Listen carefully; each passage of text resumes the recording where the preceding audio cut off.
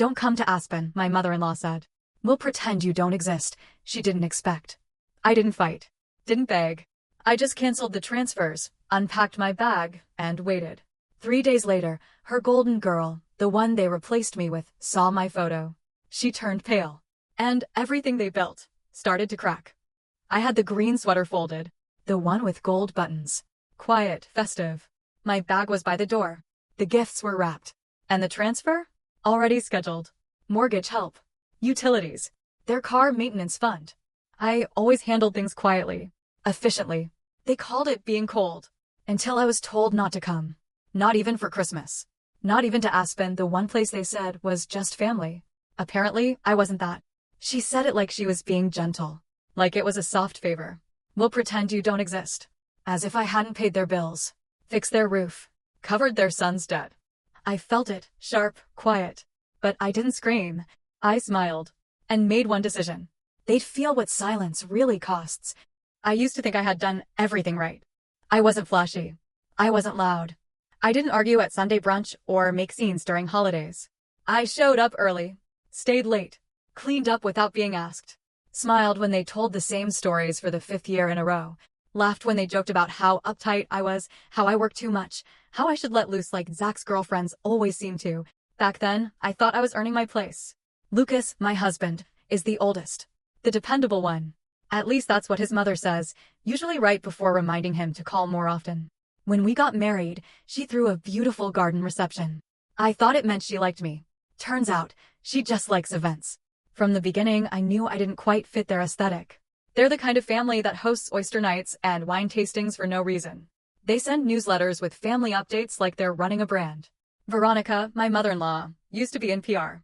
She still treats every interaction like a press release. Calm, polished, curated. And I'm a palliative care doctor. I spend my days managing pain, walking families through the end-of-life process, fighting to preserve dignity where most people turn away. I don't sparkle. I don't post. I don't vibe. I just do the work. It didn't matter that I helped her sister navigate chemo. That I found her father a better specialist when he had a stroke. None of that was ever mentioned again. No thank you. No acknowledgement. Just silence. But I kept showing up. I kept thinking, maybe if I hosted Thanksgiving this year, they'd see me. Maybe if I booked the Aspen Lodge early, handled logistics, arranged meals to meet everyone's dietary needs, they'd realize I was part of the family. Not background help. I even kept track of little things like how Zach always forgot his passport. Or how Veronica liked her tea steeped for exactly 3 minutes. Or how Greg, my father-in-law, never asked for help but always limped a little after flights. I paid attention. I cared. And yet, somehow, I never stuck. Zach is the golden boy. The youngest.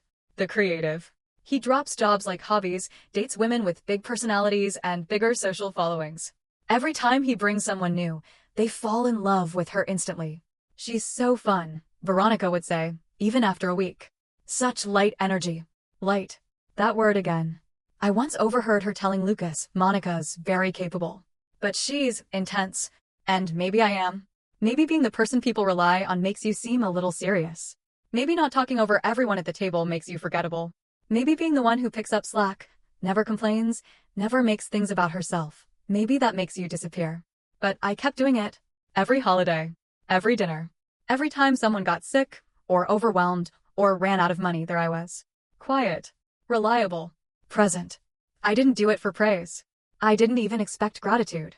I just thought, maybe someday they'd see me as more than the wife of the eldest son. Maybe they'd see me as Monica. As family. I remember one year, I got them all matching gifts. Thoughtful ones. Personalized. And Veronica smiled, handed me a candle, and said, "It's just a little thing. From all of us." The sticker with the price was still on the bottom. I still lit it. Still said thank you. Lucas never said much. He's not cruel, just conflict avoidant. He didn't see the problem because I never made it one. I told myself he was doing his best. That he was caught in the middle. But lately, I'd been wondering if there even was a middle. If maybe I was just holding up a side of the relationship no one else was touching. And when the Aspen trip came around this year, I thought maybe this time would be different. Spoiler. It wasn't. But what none of them saw coming was how quietly I was already done. The message came on a Tuesday. Lucas was in the kitchen, reheating leftover soup. I was going over my patient notes. The Aspen trip was 4 days away. My bag was half packed. I had just confirmed the dinner reservations and prepaid the lift tickets. That's when my phone buzzed. It was a group chat titled Aspen 24. Veronica, Greg, Zach. No Lucas. No me. There were photos. A shot of the lodge. A mood board of table settings. A picture of Sienna, Zach's new girlfriend, wearing a white puffer coat and holding a mug that said Vibe Curator. I hadn't even met her yet. Then came the call. It was Zach, of course. Always upbeat, always rehearsed. Hey, Monica. So, listen. I knew that tone. The one where he pretends he's just brainstorming, not about to drop a bomb. I talked to Mom and Dad, he said. And since it's Sienna's first big family holiday with us, we really want it to be special. I stayed silent. He continued, she's super tuned into energy, you know? She's very intuitive, sensitive. And, with your work, sometimes things can feel a little heavy. There it was. Not you're a doctor who helps people die with dignity. Not you've supported this family in every quiet, invisible way. Just heavy. I think it might be better for her energy if you sat this one out, he added, like he was doing me a favor. It's nothing personal. Of course it was. I could hear Veronica's voice in it. Greg's silence behind it. The way they made it sound like my absence was a gift to everyone. I didn't respond. An hour later, Veronica called. That's the choreography. Zach delivers the blow. Veronica smooths it out with soft words and thin rationalizations. Hi, sweetheart, she said, syrupy as ever. I hope Zach didn't sound too abrupt. We just want things to go smoothly. You know how sensitive she is. I let her talk. She's a really important part of Zach's future, she added, like Sienna had already been inducted into the family legacy. Then the line that finally cracked something inside me. If you come, it might cause confusion. Confusion? I'd been married to their son for 6 years. Hosted holidays. Paid their overdue property taxes once, quietly. Held Greg's hand when his sister died. But sure, my presence might confuse the energy. She ended with, we probably wouldn't answer the door if you showed up. Just so everyone stays comfortable. And, just like that, I became the disruption. I didn't cry. Didn't scream. I just sat there, phone in my lap, heartbeat steady. Then I opened my banking app. Canceled the upcoming mortgage contribution. Froze the utilities autopay. Closed the joint emergency savings fund. Not out of spite. Out of clarity. They didn't want me there. Fine. But they would finally learn what it meant to uninvite the person who held everything together, just because I didn't vibe. It wasn't just Aspen. That's what hit me first. Once the hurt cooled into something more focused, I started replaying moments. Things I had brushed off. Things I had told myself were just accidents or oversights. Like the year I wasn't copied on the group email for Thanksgiving. Or how my seat at the dinner table was always at the far end, next to the kitchen door or the screaming toddler. The birthday card that said, to Lucas and Monica, even though Veronica sent separate ones for everyone else. I used to make excuses for them. They were busy. Distracted. Not great with details. But it was all a pattern. A script. And I had played my part so well, they stopped pretending I mattered. And this thing with Aspen, this wasn't new. It was just the first time they said it out loud. That's when something cracked open in me. Not rage. Not grief. Clarity. They didn't see me as part of the family. Not really. Maybe never did. I was convenient. Useful. A placeholder when someone needed a favor, a ride, a silent contribution. I wasn't messy enough to complain. I didn't raise my voice. I didn't make demands. And in this family, that made me invisible. So I made a list. Not of revenge. Just reality. I tallied every month I paid part of their mortgage. Every time I covered their surprise expenses. Every trip I booked, dinner I hosted, gift I handpicked. And I cut the cords. Bank transfers? Cancelled. Auto payments? Gone. Health app accounts I managed for them? Logged out. It wasn't loud. Wasn't dramatic. It was just done. They wouldn't feel it right away. That's the thing about being the quiet one, the useful one. No one notices you until you stop. And I had finally stopped. For years, I waited for them to make room for me, to acknowledge what I gave. But Aspen made it clear. They weren't going to. So this time, I wasn't going to wait for the thank you. Or the apology. I was going to let the silence speak for me. And eventually, they'd feel it. Every inch of it. I didn't tell Lucas. Not at first. Not because I was hiding anything, but because he wouldn't get it. Or worse, he'd ask me to reconsider for the sake of keeping the peace. Lucas was peace. He lived for it. Even if it meant letting his wife be erased, so long as everyone stayed comfortable. I didn't need to explain myself. I just adjusted the settings. The mortgage transfers? Cancelled. I'd been covering a third of the cost since Veronica took early retirement. Never mentioned it. They never asked questions. Just assumed things sorted themselves out. Utilities? Disconnected from my bank. I wasn't paying to keep the lights on in a house I wasn't welcome in. The car fund I kept for Zach's emergencies? Drained. He once said I was too intense, but had no problem Venmo requesting me when he locked himself out of his lease. The shared Apple account for health monitoring? Logged out. Veronica's blood pressure reminders. Greg's physical therapy calendar. I managed it all. Quietly. Efficiently. Like a ghost with admin access. But ghosts don't pay rent. I cleaned out a drawer in the hallway. The one with extra keys, insurance files, family documents. Left what belonged to them. Took back what was mine. I even found a birthday card I'd written for Greg, never sent. I tossed it in the trash without reading it. I wasn't angry. I wasn't bitter. I was methodical. I'd spent years being the silent safety net. They'd never once asked how things got done. Now they'd find out. I still didn't say a word. Lucas thought I was just busy with work. I smiled when he mentioned the Aspen trip, like I'd forgotten all about it. I hadn't. I was watching the machine operate without its hidden gears. 3 days before Christmas, they flew out. Sienna posted photos from the lodge. Matching scarves, charcuterie boards, a fireplace that looked straight out of a luxury catalog. No one texted me. No one called. Perfect. On Christmas Eve, I sat alone in our apartment. Wrapped the gifts I'd bought for them, out of habit, I guess. Then I unwrapped them. Returned what I could. Donated the rest. I turned off the tree lights. Lit one candle. Made myself tea. It should have felt like defeat. It didn't. It felt like I had finally stepped out of the audience off their stage. Like I had stopped trying to earn something they'd never give. The next morning, I read a book. I walked to the park. Called my sister. No one in Lucas's family checked in. Then came the call. Not from Veronica. Not from Zach. From Aunt Sharon, Greg's cousin.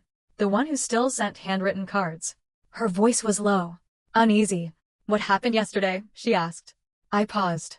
I wasn't there. That's what's strange, she said. They said you ruined Christmas. I blinked. I wasn't even invited. She lowered her voice. There was a fight. A big one. Sienna left early. There was yelling. Your name came up. That was all she knew. And just like that, my tea went cold in my hand. I didn't smile. Not yet. But something in me shifted. Sienna saw something. Heard something. Reacted. Whatever performance they'd rehearsed, whatever script they'd used to paint me as too cold or too clinical, it cracked. And I hadn't lifted a finger. They wanted me gone to protect the image. And now the image was broken. Not by drama. Not by revenge. By truth. By the quiet weight of everything they refused to see, finally being seen by someone else. I sat in that stillness. And for the first time in years, I didn't feel invisible. I felt deliberate. And I knew this wasn't the end. It was just the unraveling. 2 days passed before the next ripple hit. It came in the form of a voicemail, not from Lucas, not from his parents. From Sienna. Her voice was softer than I remembered from the curated Instagram reel Zach had shown us a few weeks ago.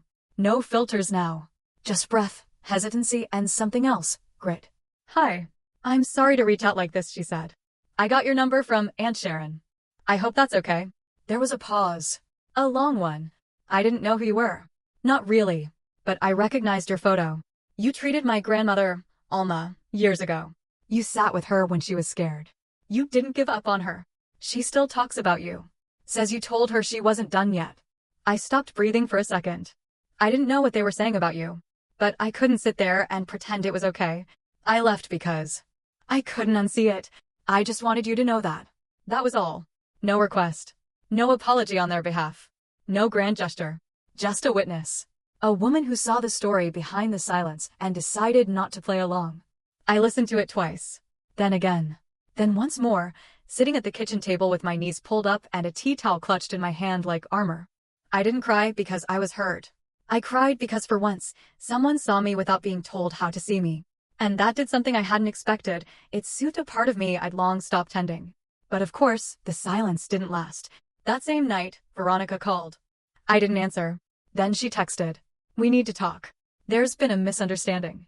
Translation, we've lost control of the narrative. By the next morning, there were more messages from Greg, from Zach. A flurry of group texts. Then came the final plea. Could you speak to Sienna? Just clarify that things were taken out of context. Ah, so now I was the cleanup crew for the image they tarnished themselves. I didn't respond. Instead, I read the post. Sienna had shared a photo of her grandmother smiling in a sunlit garden. No tags. No names. Just words. She wrote about kindness. About false warmth wrapped in polite smiles. About a woman who was cast out by a family that should have embraced her. About what it feels like to walk into a room and realize the person everyone's mocking is the one who saved someone you love. She didn't mention me directly. She didn't have to. The comments were swift. Supportive. Furious. People in her world, gallery owners, influencers, clients, began pulling away from Zach. Quietly, then publicly. Their golden boy? Tarnished. Veronica's image? Shaken. Greg's stoicism? Cracked. And me? I didn't gloat. I just sat with the weight of everything they tried to hide and felt it shift. Because the truth has its own timing. And this time, it showed up right on schedule. They showed up on a Sunday. No warning. Just a knock on the door. I looked through the peephole and saw all three of them, Veronica, Greg, and Zach, standing in a row like a staged intervention. I opened the door but didn't invite them in. Just leaned against the frame, arms crossed. "We just want to talk," Veronica said, clutching her bag like a prop. I stepped aside without a word. Let them walk in like strangers who had gotten lost and wandered into the wrong apartment. They sat down on the couch. Greg cleared his throat. "We raised you," he said. "We gave you everything. You're only where you are because of our support." The investment argument. Veronica followed. "We've made mistakes, but you've punished us enough. It's time to move forward." Zach wouldn't meet my eyes. Then, like he'd been waiting for a cue, he spoke. "She's still in love with me, you know. That's why she turned on me. It wasn't about you." I almost laughed, but I didn't. Instead, I walked to the drawer by my desk, pulled out a folder. Inside were printouts, bank transfers, emails, screenshots of every financial contribution I had made to this family over the last 6 years. Mortgage help, emergency fund top-ups, credit card bailouts, hospital coordination, the $3,000 dental emergency no one ever paid back. I laid the papers out on the table like evidence in a trial. "You want to talk about who owes what?" I asked. "Because I can calculate interest if you'd like." Greg flushed red. "That's not what this is about." "Of course not," I said. "Because when I give, it's expected. But when I stop, I'm selfish. When I stay quiet, I'm useful. When I speak, I'm a problem." Veronica's voice cracked. "We're family." I looked her straight in the eye. "You made it very clear I wasn't." Silence. Zach stood like he was about to storm out, but had nowhere to go. "She's making it worse," he muttered. I turned back to my papers. "I'm not asking for anything," I said. "But I'm also not offering anything anymore. Not forgiveness. Not explanations. Not silence." They left soon after, quieter than they came. And for the first time, I felt it. Not anger. Not sadness. Just weightlessness. Like I had finally stopped holding up something that was never mine to carry. It's been 2 months. Since that visit. Since the folder on the table. Since I stopped explaining myself. I heard through Sharon that Zach moved out of their family condo and into a friend's spare room. His freelance gigs dried up. His name doesn't open doors anymore. Sienna didn't just leave, she told the truth. And in her circles, truth travels fast. The Aspen house? Listed for sale. Greg and Veronica couldn't cover the mortgage without my help. They're renting now. Smaller place. Fewer rooms. No guest wing. I didn't do any of that. They did. They built a legacy on favoritism, convenience, and selective love. And when it crumbled, they looked around for someone to blame. This time, I didn't step in to fix it. The other day, I found a small package at my office. No return address. Just a box of chocolates and a sticky note with a tiny doodle of the sun. I knew who it was from. And for once, I let myself feel it. Not pride. Not righteousness. Just peace. Not because I won. Not because they lost. But because I finally stopped asking to be seen by people who never looked. I didn't block them out of cruelty. I just stopped leaving the door unlocked. Sometimes, the kindest thing you can do for yourself is enforce a silence they can't interrupt. I don't know if they'll ever apologize. But I know I don't need them to, because I built a life they still don't understand. And that life? That's the one place they can't follow me into. Not because I shut them out, but because they never learned how to knock.